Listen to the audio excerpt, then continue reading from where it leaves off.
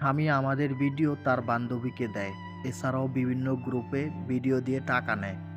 ঠিক ৬ দিনের পরিচয়ে হঠাৎ করে আমার অ্যারেঞ্জ ম্যারেজ হয়ে যায়। আমরা একই জেলার হলেও আমি এবং আমার পরিবার আরেক জায়গায় থাকি। যতটুকু সম্ভব খোঁজ খবর নিয়ে আমার বিয়ে হয়। একই জেলায় অবস্থান করা সত্ত্বেও আমার মোবাইলে বিয়ে হয়। তার ২ দিন পর ওরা হঠাৎ করে এসে আমাকে নিয়ে যেতে চাইল। অনেক ঝামেলার পর আমিও চলে গেলাম শ্বশুরবাড়িতে। আমি পুরোদমে সংসারে মনোযোগী হয়ে উঠি। যেহেতু ঘরে আমার শ্বশুর-শাশুড়ি আর জামাই ছাড়া কেউ ছিল না। ননদ ঢাকায় ছিল। বেশ ভালো ছিলাম, শ্বশুর-শাশুড়িও বেশ আদর করতেন। একদিন হাসব্যান্ডকে নিয়ে একটা স্টোরি শেয়ার করি ফেসবুকে। কিন্তু আমার স্টোরি নাকি দেখতে পাচ্ছিল না সে। তখন আমি উনার মোবাইলটা চাইলে হাতে নিয়েই দেখি একটা মেয়ের মেসেজ। তোমার আর তোমার বউয়ের সেক্সের ভিডিও দাও। আমি হতভম্ব হয়েছিলাম। আমি আরিফকে হাত থেকে মোবাইলটা টেনে নিয়ে যাই। আমি জাস্ট বলেছিলাম, ওই মেয়ে তোমাকে কি লিখেছে? আমি জানতে চাই না, আমি দেখতে চাই। তোমার কোন মেসেজের রিপ্লাই সে এইটা দিল। সে ডাইরেক্ট আমার পা ধরে বসে মাপ চাইতেছে। সে এইটা তার এক্স-জিএফ দিছে। কিন্তু এক্স-জিএফ এর নামে মেসেজটা ছিল না। যাই হোক, ওইদিন রাতেই ওর মোবাইলটা আমি নেই। আর মোবাইলে গুগল ড্রাইভে প্রায় ৬টা অ্যাকাউন্ট দিয়ে লগইন করা ছিল। তার মধ্যে তার এক্স-জিএফ এর সাথে তার নুড পিকচার, বাকি আর কিছু দেখার মতো অবস্থা ছিল না। আমি অনেক জোরে একটা থাপ্পড় মারি।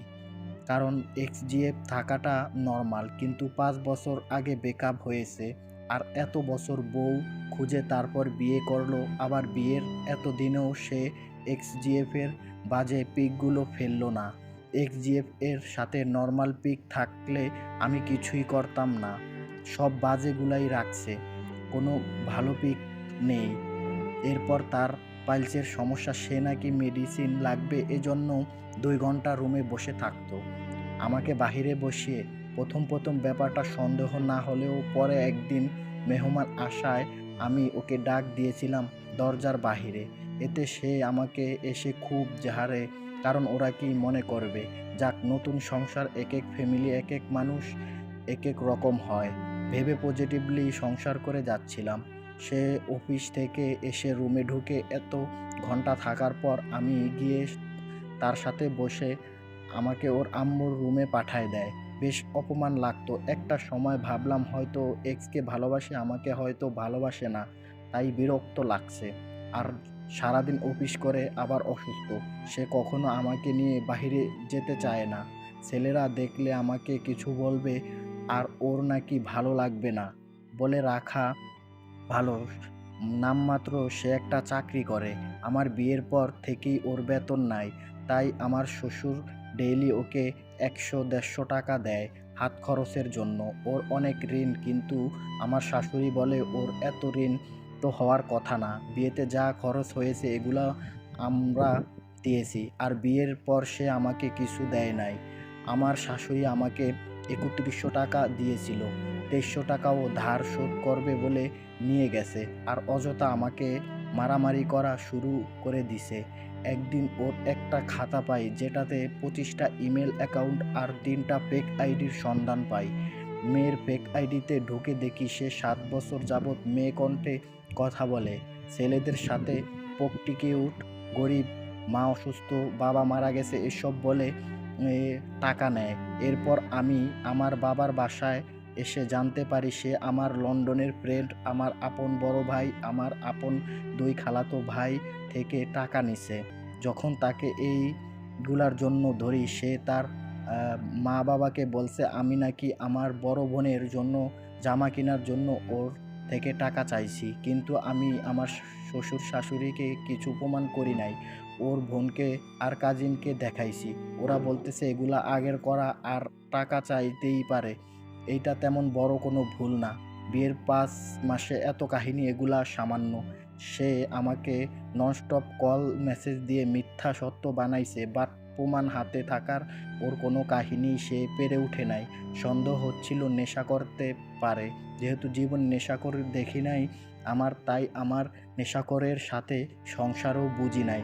এরপর ৮ মাস টাইম নিছি। এই ৮ মাসে কেউ বলছে আরেকটা চান্স দিতে, আবার কেউ বলছে না দিতে।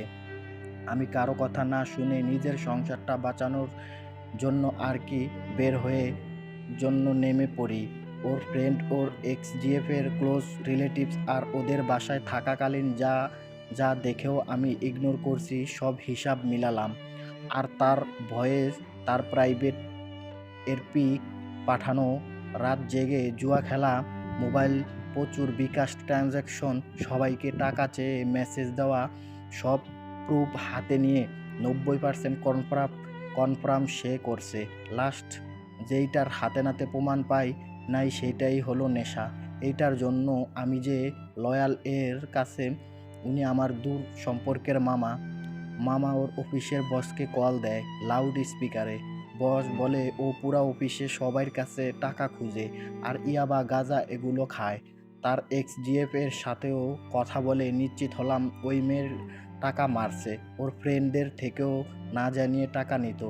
আর ভার্সিটি লাইফ থেকে উনি ড্রাগ নেয়। অতঃপর ৮ মাস পরে ডিভোর্স দেই।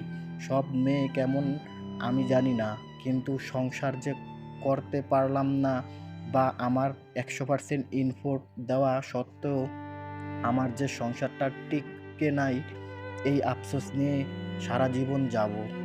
কেউ যদি ভুল করে অনুতপ্ত না, নাটক আর মিথ্যার আশ্রয় নিয়ে থাকে, আর যাই হোক আমার মতো সে শুধরানোর মতো না। ওর মা বাবা জানে ও নেশাখোর, তাও একবার চিন্তা করলো না ওনাদেরও একটা মেয়ে আছে। আল্লাহ তাআলা একটি জীবন দিয়েছেন, তাই ডিভোর্সের মতো নিন্দনীয় হালাল একটা পন্থা বেছে নিতে হলো। আমি চাইলে সংসার করে যেতে পারতাম। আমি আমার জন্য ভালো হাজবেন্ড ডিজার্ভ করতে পারি নাই, কিন্তু আমি আমার সন্তানের জন্য কখনো এমন বাবা দেব না। বলে রাখা ভালো, আমি তার কাবিনের ১০ লাখ টাকা আর তাদের কোনো জিনিসে আনি নাই। যদিও খুব ইচ্ছে ছিল একটা শিক্ষা দেই, কিন্তু আমি এত বড় একটা ধোঁকাতে হারিয়ে গেছি।